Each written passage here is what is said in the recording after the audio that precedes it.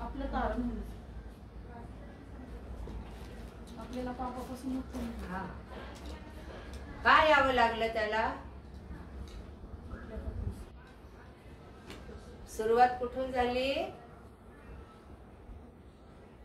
उत्पत्ती याचा 3रा अध्याय, नाही का? सुरुवात इथून झाली. आदामाने पाप केलं, हवाबाईने पाप केलं आणि परिणाम सगळ्या जगाला भोगावा लागला. हे मानवाचे पतन. आदामाने पाप केलं, अवज्ञा केली. ज्या झाडाचं फळ खाऊ नको म्हटलं होतं देवाने, त्या झाडाचं फळ खाल्लं.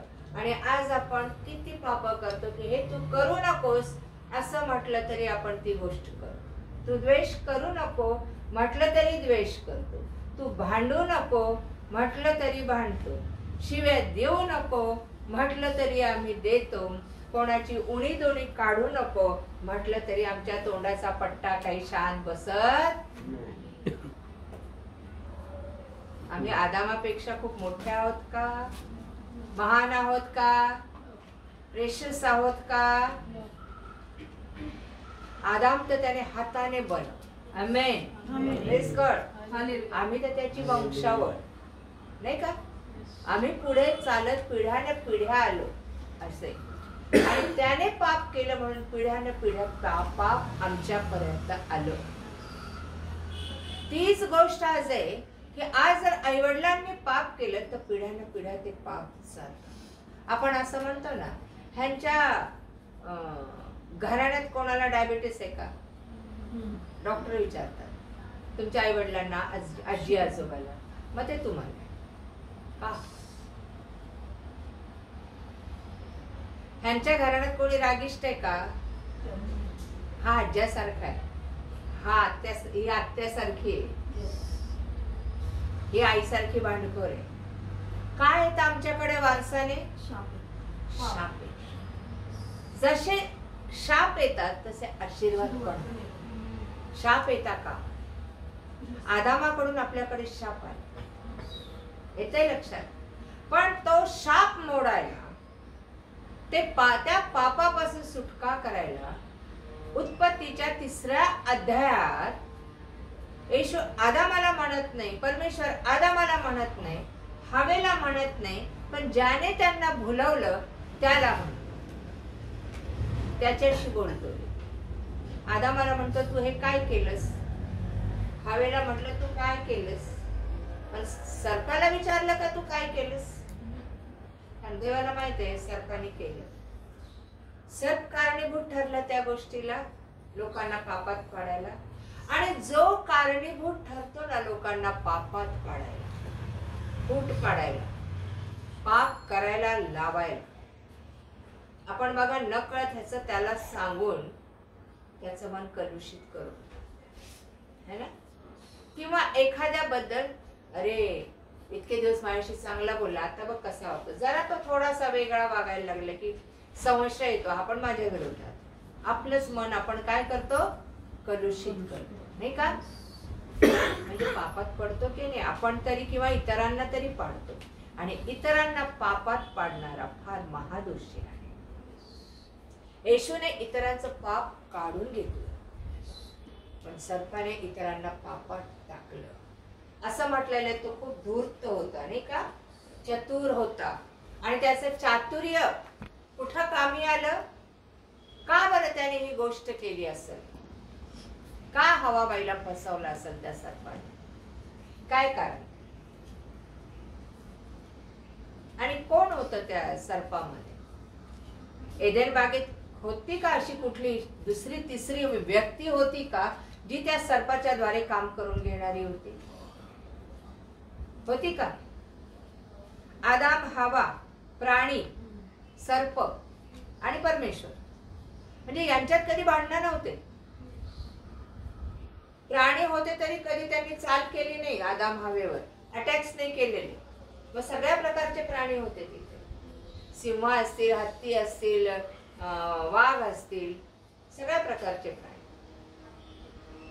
मग मला सांगा त्याने अटॅक का नाही केला आदामावर? सगळे गुण्या गोविंदाने नांदत होते, प्रेमाने राहत होते, कारण परमेश्वर तिथं होता. आमेन आमेन. आमेन. आमेन. त्या प्राण्यांनाही कळत होतं की देव इथं आहे. आदाम हवेला पण कळत होतं परमेश्वर इथे आहे. बरोबर. आणि सर्पालाही माहित आहे परमेश्वर इथे आहे. सर्पापेक्षा सिंह भयानक आहे.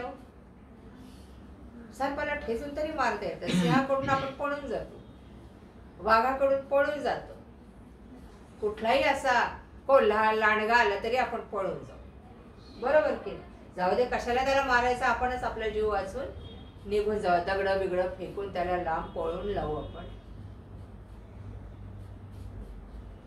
सर्प आम्ही खेळतो सर्पाशी, मजेत खेळतो आपण. आपल्या हातातलं खेळणं येते, समजू नका ते खेळणे. त्याने त्या सर्पाने जगाची उलथापालथ केली, देवाच्या योजना उद्ध्वस्त केलेल्या आहेत, हे लक्षात ठेवा. आलंय लक्षात? त्याला घेऊन नाचू नका, मोठा आव आणू नका की मी एवढा मोठा अजगर उचललेला आहे. तो कधी दंश करेल तुम्हाला सांगता येईल. तुम्ही किती त्याचे लाड करा, शेवटी त्याचा स्वभावच आहे दंश करायचा. आलं लक्षात? त्याला तो स्वभाव देऊन ठेवलाय देवाने. तुला किती दूध पाजलं तरी तू शेवटी काय करतो? दंश करतो. आणि देव आदामाला काही बोलला नाही. ते सगळे फार गुण्या गोविंदाने राहत होते, कारण देवाने प्रीतीचा वर्षाव केला होता, प्रीतीचा आत्मा त्यांच्यात घातला होता. परंतु असं वाक्य आहे 3रा अध्याय 1 वचन काय सांगतं उत्पत्तीचा? परमेश्वर देवाने केलेल्या सर्व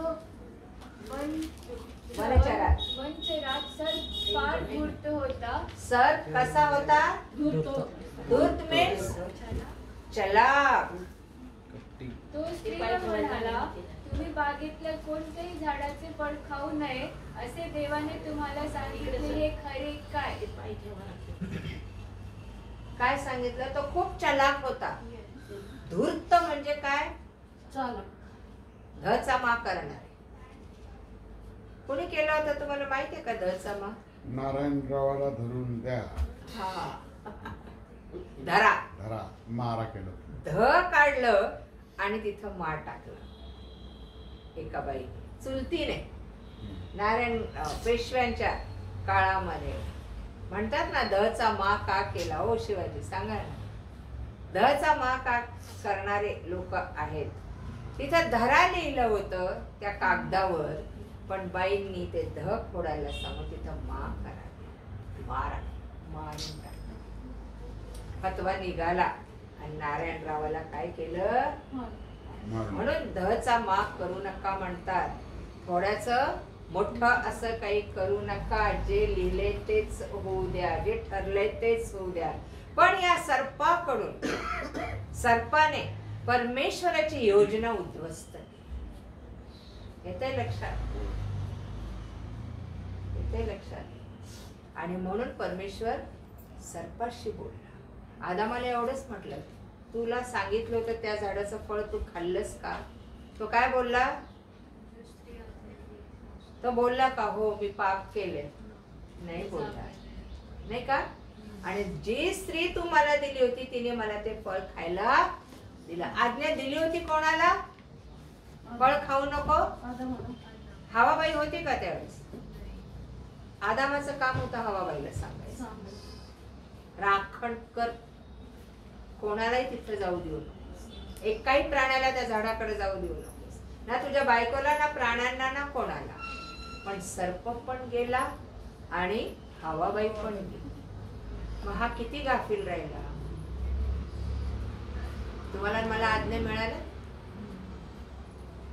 आज आमच्या सोबत किती जण त्या झाडाकडे जातात, पापाच्या झाडाचं फळ खातात. आम्ही अडवतो का? अडवतो. वचनाविरुद्ध किती जण वागतात, आम्ही अडवतो का त्यांना? राखण करायला सांगितलं. येतंय लक्षात? नाही करू दे, मेला तर मरला, आपण किती तास सांगायचं? अरे 2 कामं दिली होती. कुठली? एक राखण कर आणि दुसरी मशागत कर, है ना? बरोबर. पण आत्मिक माणसाला काय काम दिलं होतं? पृथ्वीवर सत्ता चालवा, पृथ्वी आपलीशी करून घे, हो की नाही? आणि देव आदामाशी बोलला, तू हे काय केलं? तू तू तू तू ती बाई दिली मला, तिने मला फळ दिलं. बाईला विचारलं, बाई तू काय केलं? तो तू निर्माण केलाय ना. असतीच प्रवृत्ती आमची. मी काय नाही केलं, तिने तिने. अगं तुला अक्कल नव्हती का? तुला देवाने निर्माण केलंय ना, तुझी बुद्धी कुठं भ्रष्ट झाली होती. आणि मग सर्पाकडे येऊन परमेश्वराने सर्पाला काय प्रश्न विचारला? तू हे काय केलंस विचारलं? काय विचारलं? तेव्हा परमेश्वर देव मोठ्याने. तेव्हा परमेश्वर देव सर्पाला म्हणाला, तू हे केलेस म्हणून सर्व ग्राम पशु व वंचक यांच्यापेक्षा तू शापग्रस्त हो. हा बस. तू हे केलंस. देवाला माहित होत. पण मला सांगा, सर्पाला शिक्षा का मिळाली? का?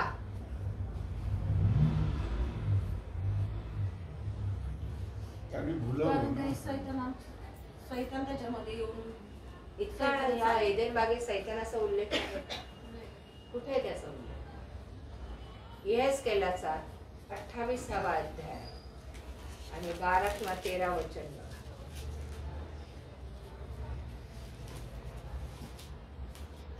मानव पुत्र शोरेचा राजाविषयी विलाप करून त्याला सांग, प्रभू परमेश्वर म्हणतो, तू पूर्णतेची मुद्राच आहेस, तू ज्ञानपूर्ण व सर्वांग सुंदर आहेस. देवाचा बाग एदेन यात तू होतास. कुठं होता तो? देवाचा बाग एदेन बाग. त्याने सांगितलं बागेत होतास. एदेन बागेत होता. आमेन. आमेन. तो एदेन बागेतच होता. परमेश्वराने निर्माण केलेल्या एदेन बागेत होता. तिथं मनुष्याला नेऊन ठेवलं होतं, त्या ठिकाणी तो होता. म्हणून परमेश्वर त्याला म्हणाला, राखण कर आदामा. इथं एक जण आहे. आदामाला माहित नव्हतं. आज आम्हाला बऱ्याच गोष्टी माहित नाही, तरी देव म्हणतो असं नाही असं कर, हो की नाही? सावध राहा देव म्हणतो आपल्याला. प्रार्थना करीत जागृत राहा म्हणतो. कशासाठी? सैतान आहे. आता कळते आपल्याला सैतान येतोय आपल्याला, हो की नाही? फक्त सैतान येतो आपल्याला आपल्याकडं. कसा येतो सैतान? आपल्यामुळे वाईट दिसत तर नाही, कोणामधून पण येतो. सर्प त्याच जनावरातला होता, त्याच ॲनिमल्स मधला होता, ओळखीचा होता, परिचित होता हवाबाईच्या. हवाबाईने असं नाही म्हटलं, तू कुठून आलास रे, कोण आहेस तू, इतके दिवस दिसला नाही बागेत. म्हणजे ओळखीचा होता. हवाबाईने गप्पा मारल्या. बरोबर. आमच्याच ओळखीचा, आमच्याच बरोबर राहणारा कुणीतरी येतो आणि आम्हाला बोलवतो. आमेन. ओळखीचा असतो पण अधिक जवळचा नसेल कदाचित. बोलवतो. काय तुम्हाला सांगितलं काही करू नका? अरे करून तर बघ. तुला सांगितलं का सिगरेट ओढू नको? अरे माझ्या बापाने सांगितलं काय असं काही करायचं नाही तर धरून आणेल तुला. अरे जरा एक झुरका घेऊन तर बघ. मित्र मित्र करतात ना. अरे एक पेट घेऊन तर बघ. सेलिब्रेशन चाललंय त्यावेळेस आपण नाही नाही नाही नाही म्हणतो. आपण म्हणजे मुलं. पण फोर्स केला जातो ना, केला जातो की नाही? मित्रांमध्ये, लहान मोठ्या सगळ्या मित्रांमध्ये, वयस्कर मित्रांमध्ये पण. अरे घेऊन तर बघ. कोणाला काय कळतं एका पैकी. आणि तिथं माणूस भुलला जातो, हो की नाही? भुलला जातो. आणि असं म्हटलंय सैतानाने हवेला काय केलं? भुलवलं. आणि त्याचा परिणाम परमेश्वर सर्पाशी काय बोलला? वाचा मॅडम मोठ्याने. तेव्हा परमेश्वर देव सर्पाला म्हणाला, म्हणाला, तू हे केलेस म्हणून सर्व ग्राम पशु मध्ये व वनचरात यांच्यापेक्षा तू शापग्रस्त हो. तू शापग्रस्त, त्यांच्यापेक्षा जितके वनचर आहेत वनातले म्हणजे सिंह, वाघ, हत्ती आले का, आणि ग्रामपशु डोमेस्टिक ॲनिमल्स असतील, बरोबर, पाळीव प्राणी, त्यांच्यापेक्षा तू काय हो, शापग्रस्त. हे ते लक्षात. आणि आम्ही त्या शापाला कुठं घेऊन फिरतो, नका ना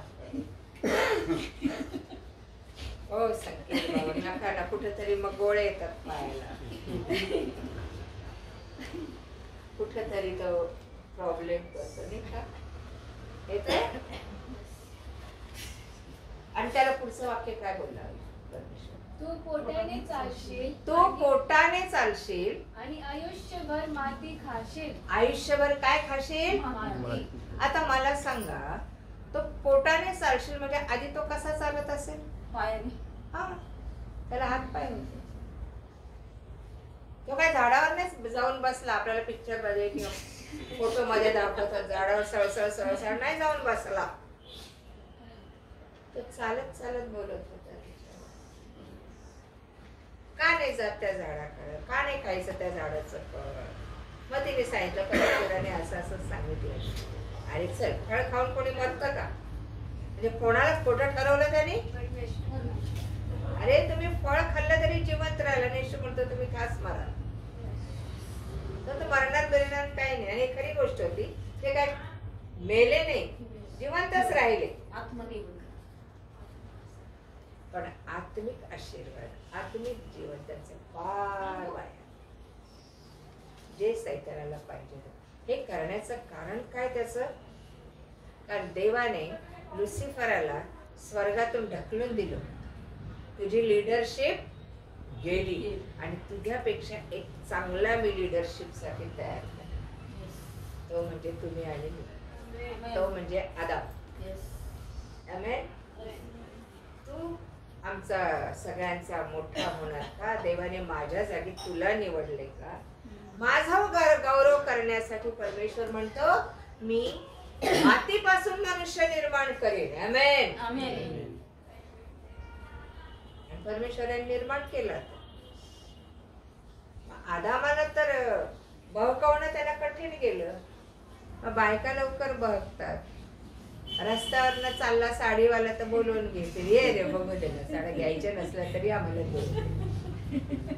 ओके नाही, आजकाल काही आलं आम्ही बघतो, स्वस्तात येते. अमेझॉनवर हे आलं, सेल चाललाय, अमक चाललंय, बाजारात गेले सेल चाललाय, फाटक्या तुटक्या का होईना साड्या आतून कुठेतरी शिरलेल्या असतात, स्वस्त भावात मिळतात.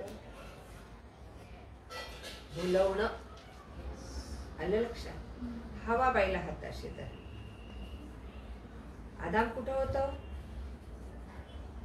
थोडाफार तो निष्काळजी राहिला नाही का. हवाबाई कुठे त्याला माहित नव्हतं. आणि परमेश्वर म्हणाला राखण कर. राखण करायला काय कसं असावं लागतं, जागृत. आमेन. दिवसा आणि रात्री माझ्या घरातली व्यक्ती कुठं जाऊन काय करते हे मला माहिती पाहिजे. आमेन. लहान लेकरं कुठं जाऊन खेळतात. माझा नवीन लहान होता, माझ्या दिरांचे दोन्ही लेकरं माझ्याकडे होते, तिन्ही लेकरं होते. आता 3री वर्षाची दुबईला, ती परवा येणार आहे माझ्याकडे दुबईवरून भेटायला.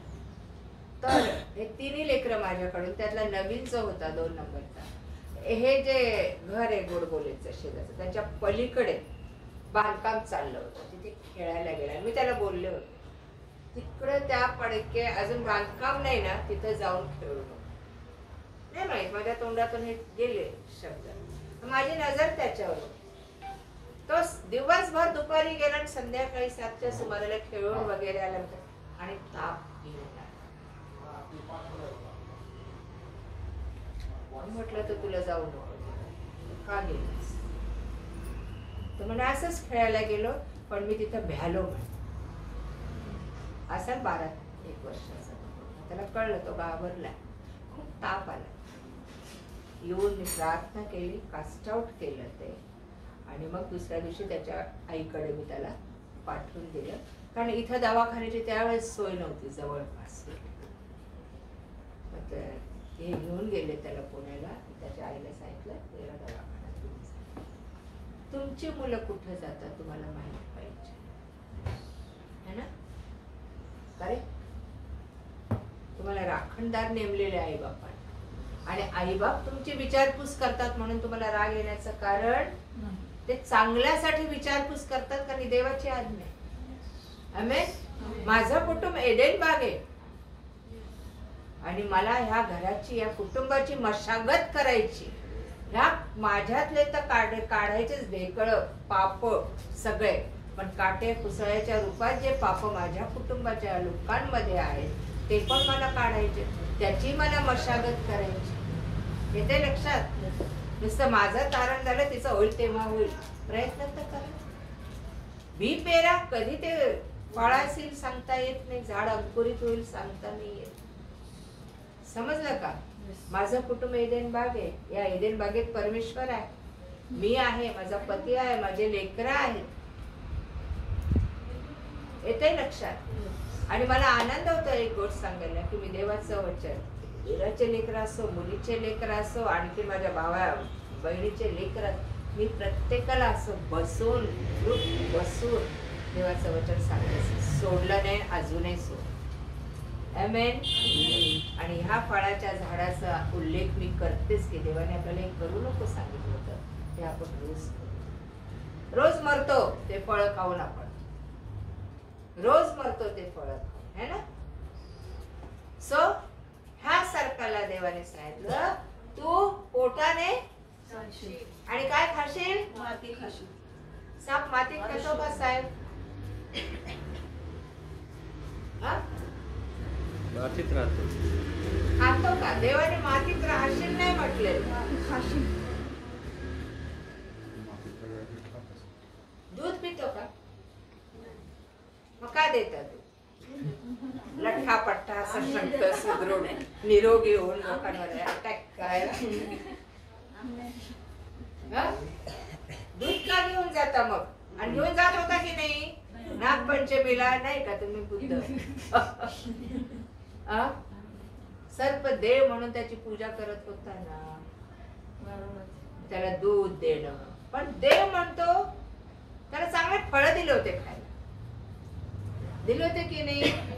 एदेन बागेत फळांशिवाय दुसरं काही नव्हतं. जनावरांसाठी गवत वगैरे होतं, आणि आदाम हवेसाठी फळांची झाडं होती. त्याला सगळं चांगलं दिलं होतं, रेडीमेड दिलं.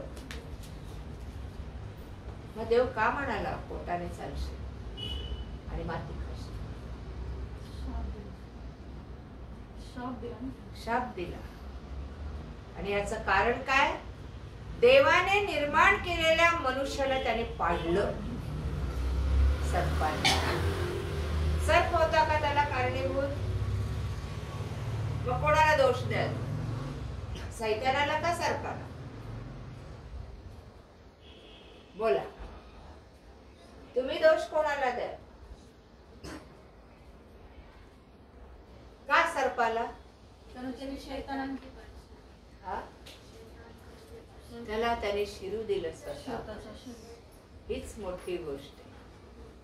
सैतानाला आपल्यात शिरू देणं आणि सैतानाच्या गोष्टी ऍडॉप्ट करणं, त्याच्या सारखं वागणं, धूर्तपणा.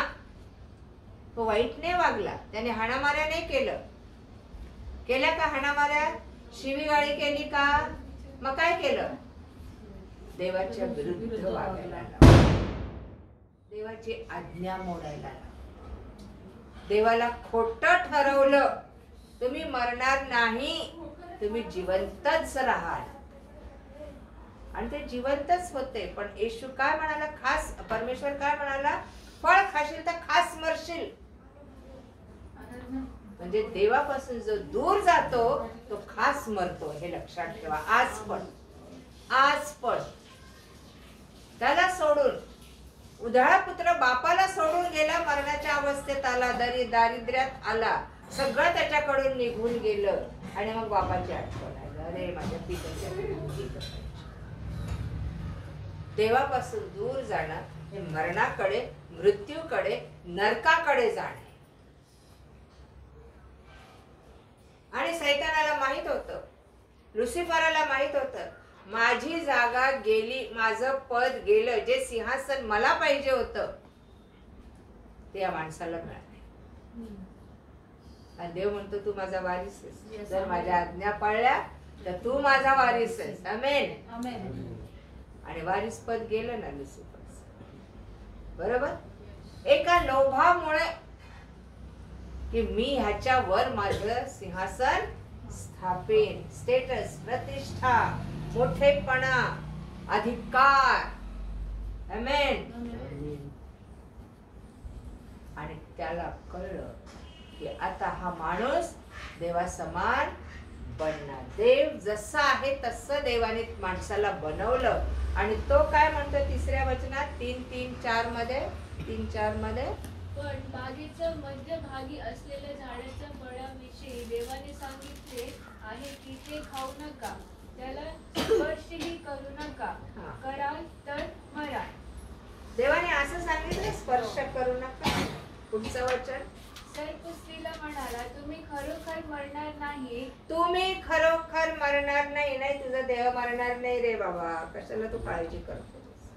हा, कारण देवाला हे ठाऊक आहे की तुम्ही त्याचे फळ खाल, त्याच दिवशी तुमचे डोळे उघडतील आणि तुम्ही देवासारखे बरे वाईट जाणणारे व्हाल. हा, तुम्ही देवासारखे व्हाल. देवासारखे. देवासारखे. लुसिफर देवासारखाच होता. पूर्ण ज्ञान त्याला होतं आणि पूर्णांगाने तो सौंदर्यवान होता. त्याच्यासारखा सुंदर कोणी नव्हता, त्याच्यासारखा ज्ञानपूर्ण कोणी नव्हता. परमेश्वराच्या खालोखाल लुसिफर, पण तो परमेश्वर बनायला हात पडला. मी परमेश्वराच्या वर मी जाणार. का हे देवदूत परमेश्वरालाच नमन करतात, मला का नाही करत? आणि ही ईर्ष्या प्रत्येक माणसामध्ये निर्माण होते. मला का नाही मानले? मी पण त्याच तोला मोलाच आहे, मी पण साहेब आहे, मी पण भागीदार आहे, पण मला का नाही मान एवढा, नाही का? आणि ती ईर्ष्या घेऊन तो खाली पडला. आणि मग त्याने हवाबाईला सांगितलं, तुमचे डोळे उघडतील आणि तुम्ही कोणा समान व्हाल? काय लालूच दाखवली? हा धूर्तपणा. त्याला ती जागा नाही मिळाली, त्याने लालूच दाखवली. तुम्ही देवासारखे होताल. खरं की काय? आपण देवासारखे हो बायका अशाच. आणि काय केलं त्यांनी? तिने, चल मग मी देवासारखं जर होणार असो आपण खाऊया ना ते फळ, काय वाईट आहे त्याच्यात? उलट आपले डोळे उघडतील आणि आपल्याला सत्य कळलं. कशा लबाडीत गुंडाळलं त्याने. सैतान इथं खोटं बोललं का? कुठं? कुठेच नाही बोललं. त्यालाच धूर्त म्हणतात. आमेन. आमेन. पण देवाची योजना उलथून पडली. आमिष दाखव. आलं लक्षात? आणि देवा समान व्हाल, बरे वाईट जाणणारे. आणि त्या बाईने फळ खाल्लं. त्या सर्पाला, सैतानाला शिक्षा मिळाली का? कोणाला मिळाली? तुमच्यात येऊन सैतानाने जर काही धांगड-धिंगा केला. अमावस्या झाली काय? चालू आहे बघा. अमावस्याच्या दिवशी किती धांगड-धिंगा असतो. आपण लगेच म्हणतो अमावस्या आली वाटतं तुझ्या याच्यावर. इतर दिवशी नाही बिथरणार, पण त्या 2 दिवशी पौर्णिमा आणि अमावस्येला बिथरतात. का बरं? आणि आपण म्हणतो ए आलवड त्याच्या अंगात. होतं की नाही असं? सैतान आपल्यात शिरल्यावर सैतानाला शिक्षा नाही देत, पण जो त्याला शिरू देतो आपल्या, त्याला शिक्षा. हे लक्षात. आणि तो सैतानाचंच ऐकत जा. त्याला प्रार्थनेबद्दल आसक्ती नाही वाटत, वचन वाचण्याची ओढ लागत नाही, त्याला देवाशी बोलायला आवडत नाही, त्याला देवाच्या वचनापासून तो दूर जातो आणि जगातला आपला फोन खाली ठेवा सर, कीप इट डाऊन. तर देवाच्या सानिध्यात आम्हाला राहूशी वाटत, आमचं लक्ष पांगत, आमचे कान तिसरीकडेच लागलेले असतात, आमचा जीव शरीर आत्मा देवापासून दूर निघून जातो. याला कारणीभूत कोण आहे? सैतानाने पछाडलं. आपण असं त्याने पछाडून घेतलं सतत असं म्हटलं तर वावगं नाही ठरणार. त्या सर्पाला सैतानाने पछाडलं असं म्हणण्यापेक्षा परमेश्वराने शिक्षा कोणाला दिली? सर्पाला. तू पोटाने चालशील आणि माती खाशील. तो मातीत नाही राहत, तो माती म्हणजे ऍक्च्युअल बिळात असं तुम्ही पाहिलं असेल, पण तो कोणात राहतो माहित आहे? तुम्ही मी कशाचे बनलेलो? मातीची. आपल्यामध्ये माती खाशील म्हणजे कबरेत गेलो म्हणजे कुठे गेलो आपण? माती. जे मेलेले आहेत पण जिवंत आहेत त्यांना खाशील. त्या मातीत तू राहशील आणि माती खाशील. जे माझ्यापासून दूर आहेत ना, जे मला मानत नाहीत ना, ते मातीच आहे. पण जे मला मानतात आणि जे मला स्वीकारतात ते आत्म्याचे. Praise God. म्हणून विश्वासू माणूस, आत्मिक माणूस मेल्यावर येशू त्याला मेला म्हणत नाही, लाजारस मेला नाही, झोपी गेलाय. Praise God. देव आम्हाला मेलेले म्हणत नाही, झोपी गेले. Praise God. कबरेत गेलो त्याची माती आहे आज असं म्हणतो आपण, है ना? मेलेले लोक खाशील, मेलेले पण जिवंत आहेत ते. देव सोडून देतो सैतानाच्या स्वामीला. खा, तुला खायचं ना, येते लक्षात? मग सैतान फाडून खातो. यहूदा इस्करियोत देवाबरोबर उठला बसला, मिरॅकल्स केले, पण लोभापायी 30 चांदीच्या नाण्यापायी येशूला धरून दिलं. सैतान त्याच्यामध्ये शिरला.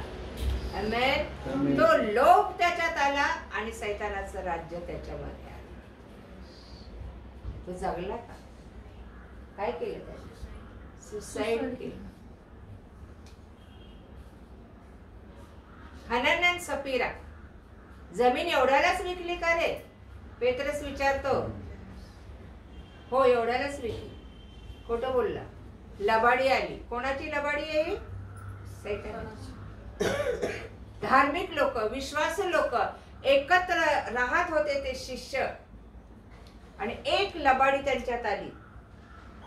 पेत्रस काय म्हणाला? सैतानाने तुझं मन का भरवलं आणि तू का भरू दिली? तुला लबाड बोलायचं कारण काय? जेव्हा विकली तेव्हा, जेव्हा होती तेव्हा तुझीच होती आणि विकल्यावरही तुझीच होती. तुला जे द्यायचं होतं ते द्यायचं होतं. तू लबाडी का केली? हा, एवढ्यालाच विकली. काय झालं हनन्याचं? पेत्राच्या पायाजवळ मरून पडला. मरण आलं. मला हेच सांगायचं, शेवटल्या काळात आम्ही जगत आहोत, अजूनही पापात आहोत, अजूनही त्या छोट्या छोट्या पातकांना आम्ही कवटाळून धरलंय का? एक गोष्ट फळ खाऊ नको आणि खाल्लं. एक गोष्ट पाप करू नको आणि केलं. आई बापांची आज्ञा पाळ, नाही पाळत. उलटून बोलू नको, बोलतात. मान ठेव, ठेवत नाही. खून करू नको. सिस्टर, आम्ही कोणाचा खून केला? इथं बसलो तरी असतो का? आम्ही रोज कोणाचा ना कोणाचा खून करणं म्हणजे काय? लोकांचे आत्मे दुखावणं, टोचून बोलणं, घालून काढून बोलणं, कुचकं बोलणं, मनाला दुःख होईल असं बोलणं लोकांच्या. तू काय म्हणतो आपण? माझ्या काळजाला तुझं बोलणं ऐकून माझ्या काळजाला काय पडले? हो सकता की नाही तुमच्या शब्दाने तुम्ही एक दुसऱ्याचे काळजी. लोभ धरू नको, व्यभिचार करू नको, की नाही? आज तेच चाललंय. म्हणून तो म्हणतो सैताना तू मागे सर्पा तू मागे असशील, अशा लोकांमध्ये राहशील आणि त्यांना खाऊन टाकशील तू जे माझ्याकडे वळणार नाही. आणि मग त्या सर्पाला तो काय सांगतो पुढचं वाक्य? हा तिसरा अध्याय उत्पत्ती. त्या झाडाचे फळ खायला चांगले, दिसायला नो मनोहर. नो नो नो नो 15, 16, 17 मध्ये तेव्हा परमेश्वर तो स्त्रीला म्हणाला, मी तुझे दुःख व तुझे नाही, त्याच्या आधीच आणि तू व स्त्री तुझी संतती व तिची संतती ह्यांच्यामध्ये मी परस्पर वैर स्थापीन. ती तुझे डोके फोडील व तू तिची टाच फोडशील. काय सांगितलं? तू व स्त्री याच्यामध्ये मी वैर स्थापीन. तू आणि आदाम मध्ये बोलला का? स्त्री मध्ये का? स्त्रीला बोलवलं म्हणून. स्त्रीची संतती, स्त्री आणि सर्प याच्यामध्ये काय आहे? वैर निर्माण केलंय देवाने, हे लक्षात ठेवा. येते लक्षात? आणि स्त्रीची संतती तुझं काय करेल? स्त्रीची संतती. जर आपण वंशावळ पाहिली येशूची, तर त्या वंशावळ मध्ये दाविदाची संतान, दाविदाचा पुत्र, अब्राहमाचा पुत्र असं म्हटलेलं आहे. स्त्रीचा पुत्र, स्त्रीची संतान नाही म्हटलेलं आहे. आमेन. देवाने त्याच्या पुत्रासाठी एका स्त्रीची निवड केली, कुठल्या पुरुषाची निवड केलेली नाही. फार महत्वाची गोष्ट. कारण अब्राहमाला माहित होतं देव निवडेल तर पुरुषांनाच निवडेल. अब्राम, इजाक, याकोब, दावीद, एलिया. स्त्रियांकडे कशाला बघतोय रे? हवेकडे कुठं पाहिला आता? पण देव पण त्याच्यापेक्षा दूर देवाने काय केलं? स्त्रीला निवडलं. स्त्रीची संतती तुझं डोकं फोडील. आमेन. आणि ती स्त्री पण कुठली? त्याने सांगितलं त्याला कुठली स्त्री. आणि तिथं पहिली भविष्यवाणी येशूच्या जन्माची झाली की स्त्रीचं संतान तुझं, तू त्याची टाच फोडशील आणि तो तुझं डोकं फोडील. आमेन. स्त्री. आणि ती स्त्री कोण होती? कशी होती? पवित्र कुमारी. एक त्याने लपवून ठेवलं की ती कुमारी परमेश्वर आहे ना. आणि येशूचा जन्म कुमारीच्या पोटी झाला, पण सैतानाला ते कळलं नाही. यशायाच्या संदेशात 7व्या अध्यायामध्ये 14व्या वचनात लिहिलेले काय लिहिलेलं आहे? ह्यास्तव प्रभू स्वतः तुम्हाला चिन्ह देत आहेत. पहा, कुमारी गर्भवती होऊन पुत्र प्रसवेल व त्याचे नाव इम्मानुएल, आमच्या सन्निध देव. हा, कुमारी गर्भवती होऊन आणि ती पुत्र प्रसवेल. तिचा पुरुषाशी संबंध येणार नाही तरी स्त्रीने पुत्राला जन्म दिला. आमेन. आमेन. काय हो ताई, माझ्याकडे अशा बघता. लक्ष ही परमेश्वराची करणी. आमेन. पुरुषाशी संबंध येणार नाही कारण पुरुष पापी आहे, स्त्री पण पापी होती, पण देवाने तिला पवित्र केलं, निवडलं. ती धार्मिक होती. आमेन. तिला निवडलं आणि आपलं बीज तिच्यात टाकलं. आमेन.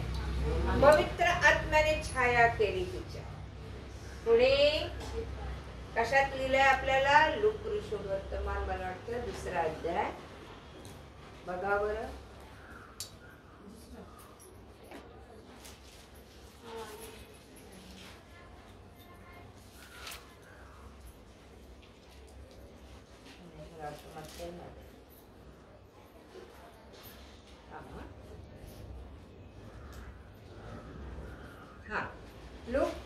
पहिला अध्याय आणि 31 वचनापासून 30 वचनापासून. देवदूताने तिला म्हटले, मरिये, भिवू नको, कारण देवाची कृपा तुझ्यावर झाली आहे. पहा, तू गरोदर राहशील व तुला पुत्र होईल, त्याचे नाव येशू ठेव. तो थोर होईल व त्याला परस्पराचा पुत्र म्हणतील. आणि प्रभू देव त्याला त्याचा पूर्वज दावीद ह्याचे राजासन देईल. आणि तो याकोबाच्या घराण्यावर युगानुयुग राज्य करील व त्याच्या राज्याचा अंत होणार नाही. मरियेने देवदूताला म्हटले, हे कसे होईल, कारण मला पुरुष ठाऊक नाही. देवदूताने उत्तर दिले, पवित्र आत्मा तुझ्यावर येईल आणि परात्पराचे सामर्थ्य तुझ्यावर छाया करील. ह्या कारणाने त्याचा जन्म होईल, त्याला पवित्र देवाचा पुत्र असे म्हणतात. आमेन. कोणाची छाया होईल? पवित्र पवित्र आत्मा काय?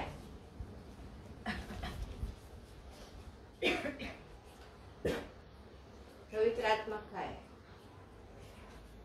सांगा ना. किती जणांना मिळालाय पवित्र आत्मा? मग काय आहे पवित्र आत्मा? देव जो पुत्र, देव जो बाप, देव जो पुत्र, देव जो पवित्र आत्मा पण देव, हे तिघं वेगवेगळे. येशू ख्रिस्त. आमेन. तो तुझ्यावर छाया करेल आणि जी संतती निर्माण होईल त्याला देवाचा पुत्र. Praise God. आमेन. आणि त्यासाठी त्याने एका स्त्रीची निवड केली जिला जगातल्या पुरुषाचा संपर्क आलेला नाही, डायरेक्ट देवाशी संपर्क झालेला. आमेन. आणि ज्या वेळेस येशू म्हणतो, तुम्ही नव्याने जन्मल्याशिवाय स्वर्गाचं राज्य पाहू शकत नाही, स्वर्गात जाऊ शकत नाही, तर हा नवीन जन्म कशामुळे होतो आपला? पवित्र आत्म्याचा. आमेन. आमेन. पवित्र आत्म्यामुळे. जुनं पण टाकायला सांगतो, आमच्या जगातला जन्म सोडून दे, तुला माझ्याने जन्म घ्यायचा, माझ्या आत्म्याने तुला जन्म झालं पाहिजे, तर तू माझ्या फॅमिलीत आहे, तर तू देवाचा पुत्र आहेस. आमेन. आमेन. आलं का लक्षात? आणि देवाचा पुत्र कुठे जन्मला?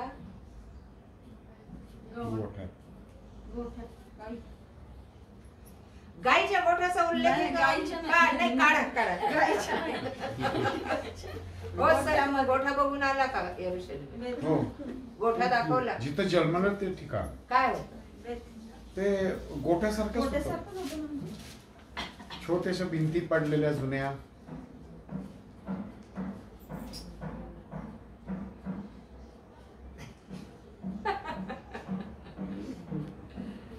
गाईच्या गोठ्याचा उल्लेख कुठेही नाही. उल्लेख नाही, पण तिथं जी जागा आहे. मेंढपाळ काय राखत होते? मेंढर. मेंढर. आणि बेथलेहेमचा अर्थ काय? रोटी, भाकरीचं गाव. परमेश्वराच्या भाकरीचं घर. बेथ म्हणजे घर, एल म्हणजे परमेश्वर, हेम म्हणजे परमेश्वराच्या भाकरीचं घर. छोटस गाव बेथलेहेम. आणि तिथं गव्हाचं पीक खूप यायचं. आणि तिथं गाईचा गोठा, घोड्याचा तबेला काहीही नव्हतं. तिथं मेंढवाडे होते.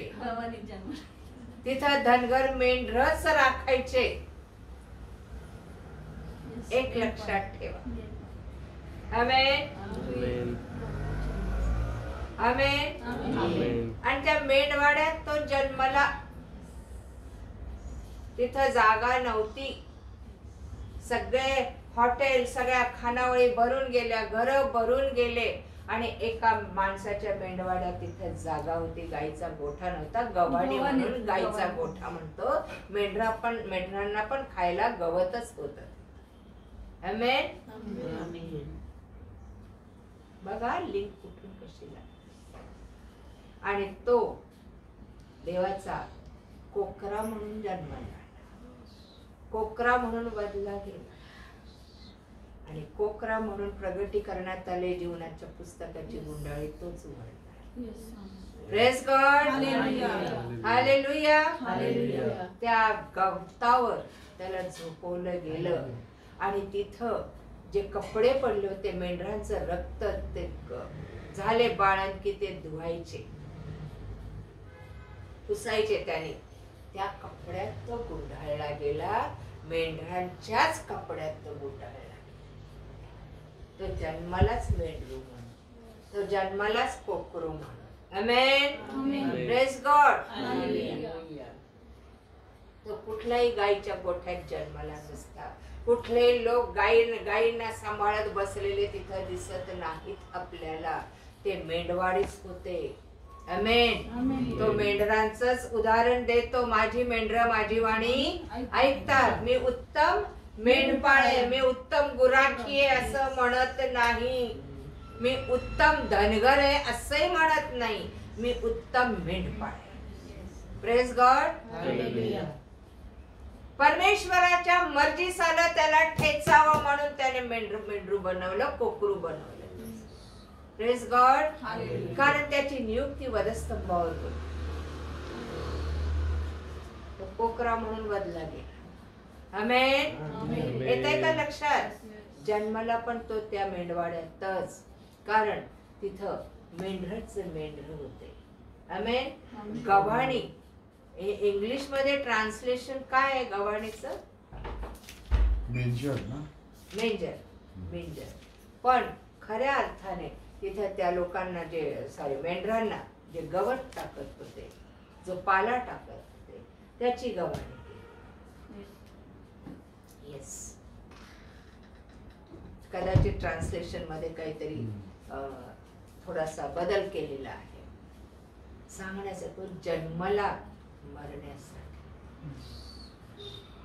त्याची नियुक्तीच केली होती. तुला जन्मायचंय, तुला माझं काम करायचंय, ज्या कार्यासाठी मी तुला पाठवलं ते करायचंय, आणि ज्या गोष्टीसाठी मरायला पाठवलं त्या लोकांना तू शुद्ध करून मरायचंय. तू कोकरा बनूनच मरायचंय. आमेन. कुठं वाचले का तुम्ही त्याला बदलेल्या कोकरासारखं? बघूया आपण यशाया 53 काढा.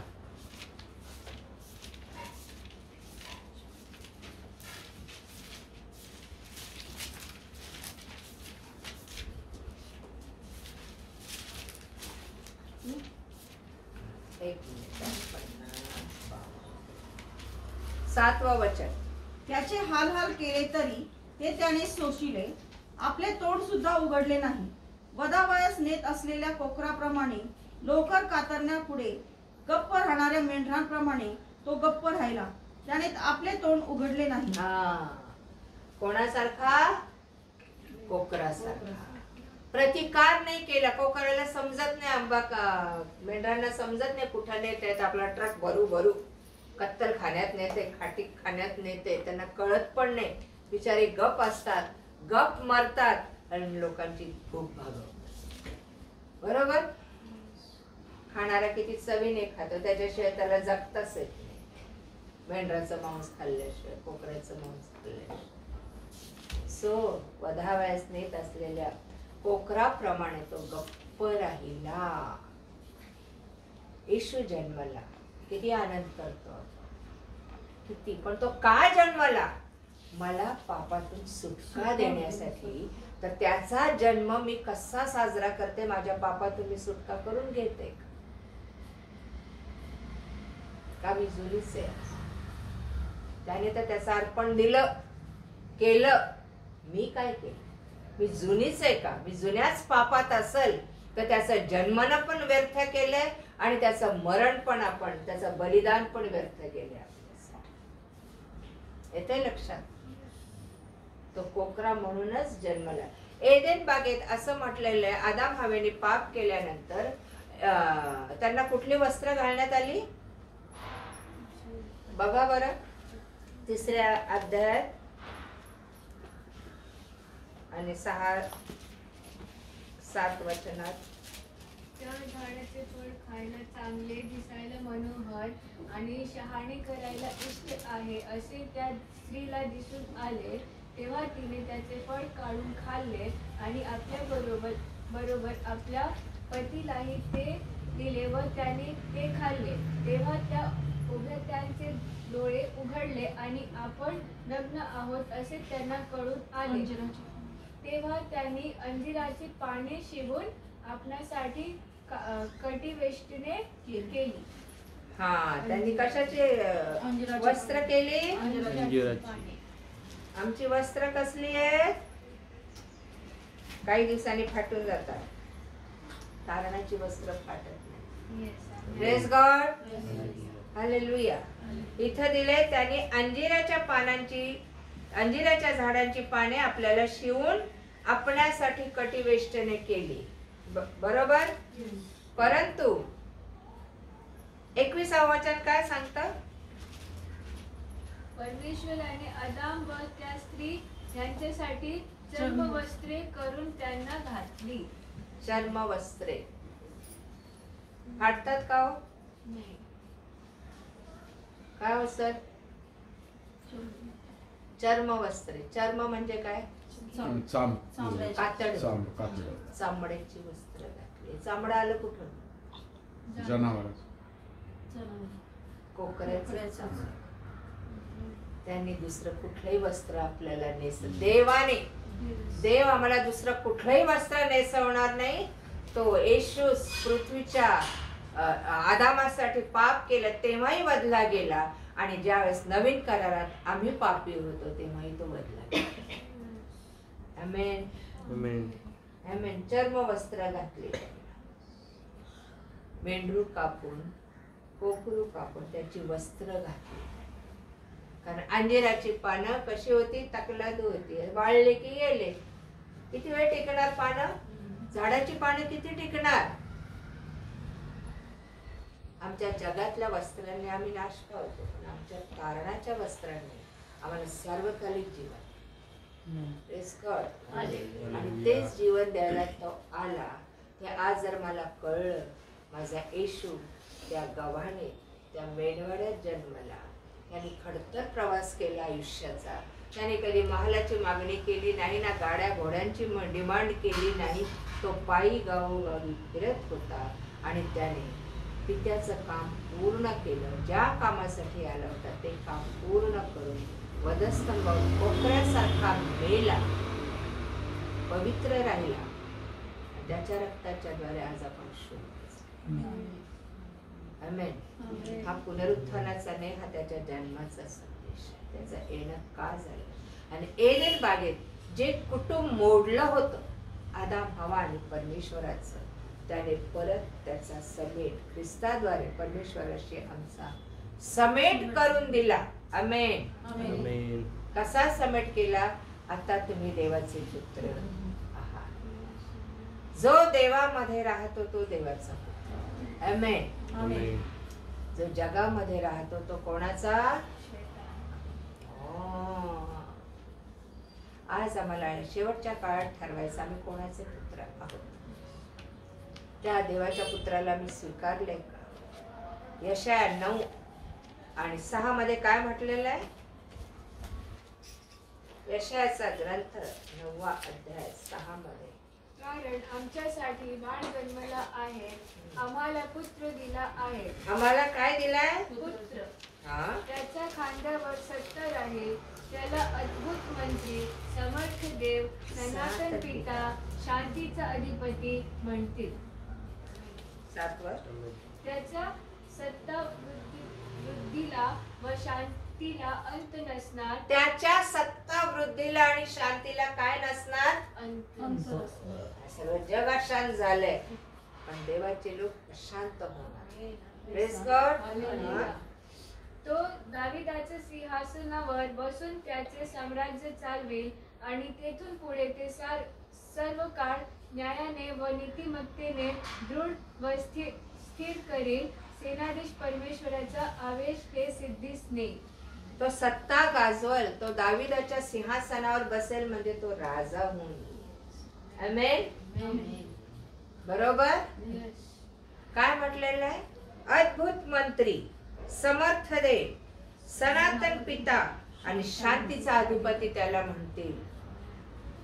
अद्भुत मंत्री येतो, सल्ला मसलत करणारा, ऍडव्होकेट, ऍडवायझर. ओके.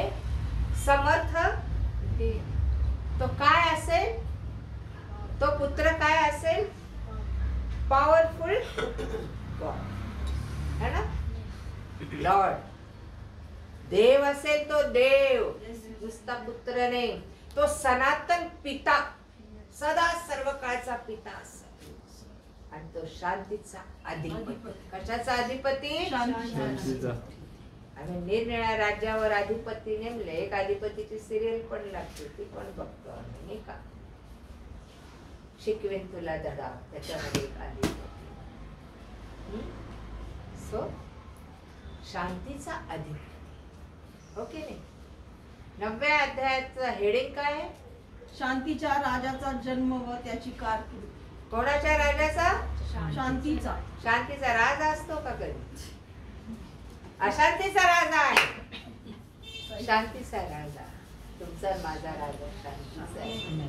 शांतीने जन्माला आला, काही धूम धडाका केला नाही, तुम्ही मी का करतो?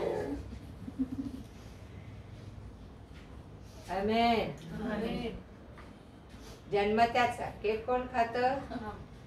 जन्म त्याचा, कपडे कोण घालत? जन्म त्याचा, आनंद कोण करत? कधी केक कापलाय त्याच्या वाढदिवसाला? 25 तारखेला कोणी केक कापून त्याचा बर्थडे सेलिब्रेट केला? सांगा मला. Happy birthday to you Jesus. अरे का डोंगीपणा केलंय? सांगा ना, मला उत्तर द्या. केलंय का ब्रदर आपण? केक कापला आपल्या लेकरा बाळांचा, आपला वाढदिवस किती मस्त, वेडिंग अॅनिव्हर्सरी, बर्थडे किती छान आम्ही सेलिब्रेट करतो, नाही का? मला सांगा, त्याच्या वाढदिवसाला केक आणून जीससचा जन्म आहे, टाळ्या वाजून हॅपी बर्थडे केला. तो जिवंत आहे रे, मेलेला नाहीये. Praise God. आणि का नाही करत? कारण आमच्यावर ना रीती रिवाजांचा परंपरेने आलेला पगडा आहे. खायचं प्यायचं करा, करंज्या करा, कापड्या करा, ह्याच्यात वेळ घालवा, स्वरता गाजवू नका. तुम्ही डेकोरेशन करा, त्याच्यात वेळ घालवा, घराची साफसफाई करा, वर्षभर बघू नका घराकडं. आणि काय करा? चर्चला जा, सुंदर कपडे घाला, स्वतःला सुंदर तयार करा. त्याला गव्हाणीतच ठेवा. काय गरज नाही त्याला आमच्या घरात आणून सेलिब्रेशन करायची. डेकोरेशन केलंय ना, त्याच्यासाठी एवढा खर्च केलाय ना, कोणासाठी केलाय? आणि तो गव्हाणीतून काढ ना, त्याला तुझ्या मंदिरात घे ना. त्याची जागा आता तुझ्या माझ्या मंदिरात आहे, गव्हाणीत नाहीये. आमेन. जेव्हा तू त्याला तुझ्या मंदिरात घेशील, तेव्हा तुझी जागा त्याच्या उजवीकडे असेल. आमेन. त्याची वधू म्हणून, त्याचा पुत्र म्हणून. आणि त्याने त्याचा एकुलता एक पुत्र पाठवला. त्याचा वाढदिवस केक कापून तर खा ना. खाताय केक तर कापून तर खा ना, त्याचं सेलिब्रेशन तर करा ना. कधी नाही केला, कोणी नाही, आम्ही पण नाही, कधीच नाही. पण देव डोळे उघडतो आपले. आमेन. सैतानाने इतके दिवस बंद केले होते, करा, खा प्या, तुम्हीच मजा करा. आज किती घरांनी ड्रिंक्सच्या पार्ट्या असतील सांगा मला? सांगा ना. दारूच्या पार्ट्या आज किती ख्रिस्ती घरांनी असतील. कधी ख्रिस्ती लोकांनी आपले लोक एकत्र बोलून त्या दिवशी एकत्रित येऊन उपकार स्तुती केली? तू आमच्यासाठी जन्मला, आम्हाला पापातून सोडवायला तू जन्मला, आम्हाला सत्याचा मार्ग दाखवायला तू जन्मलास, आम्हाला मरणातून बाहेर काढायला आणि सैतानाच्या बंधनातून सोडवायला तू जन्मलास. धन्यवाद प्रभू, त्या दिवशी केलं. सांगा ना, काय वाढदिवस पाळतात? बिर्याणी करून कोण खात? अरे हिंदू लोक बरे रे, देवाला दाखवून तरी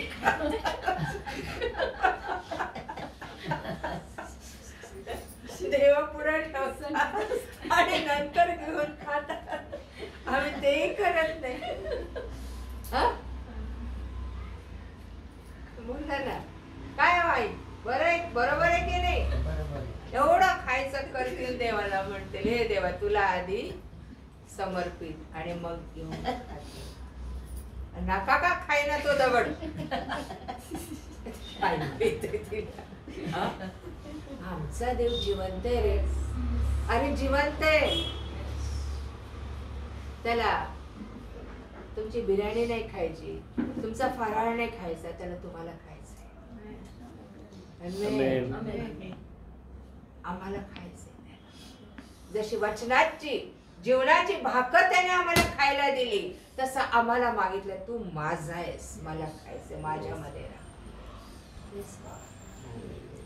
सैतान आहेस आम्हाला पोरायला, खायला, खुरडायला, चिरफाड करायला. तो आम्हाला खातो. येते लक्षात आपण काय करतोय? क्रिसमसला नवीन कपडे कर्ज काढून आणू.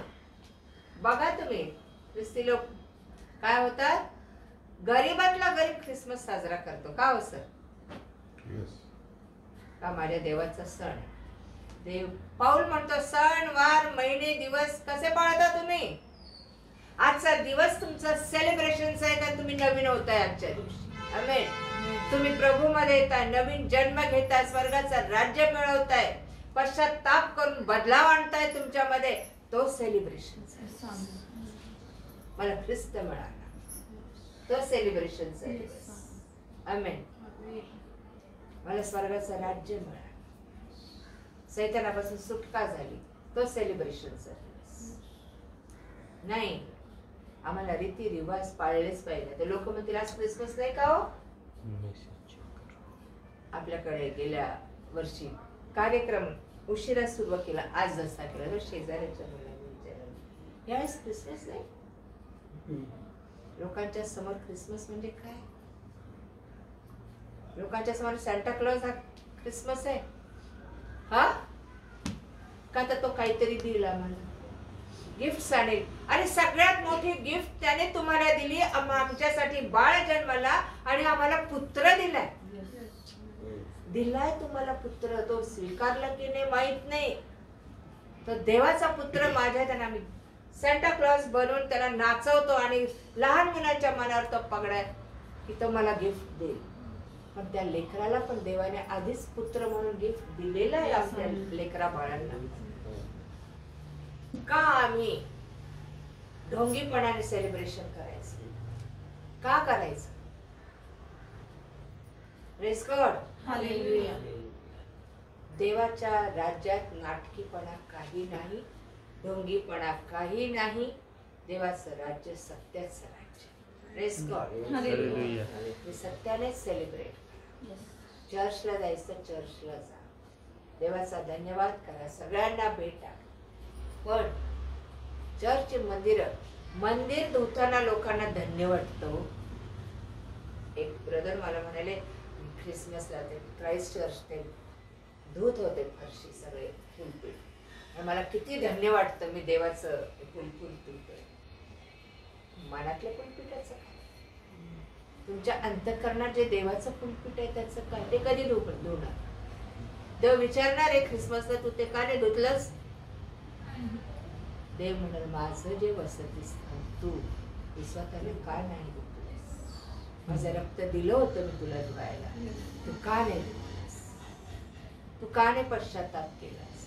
तू का नाही मला जागा दिलीस तुझ्या अंतःकरणात? आता मी तुला माझ्या राज्यात कशी जागा आहे? लोक मंदिर धुतात, स्वच्छ करतो, म्हणतोय आज ना उद्या पडणार नाही, मी त्या मंदिरात नाही राहणार, तू पडू नये म्हणून सांभाळ मला आधी. आमेन. ते स्वच्छ कर, शुद्ध कर, पश्चाताप कर, पापापासून तू दूर हो, पापाला मर तू आणि जीवनाला तुझ्या राज्यात तुझ्या आत घे. आमेन.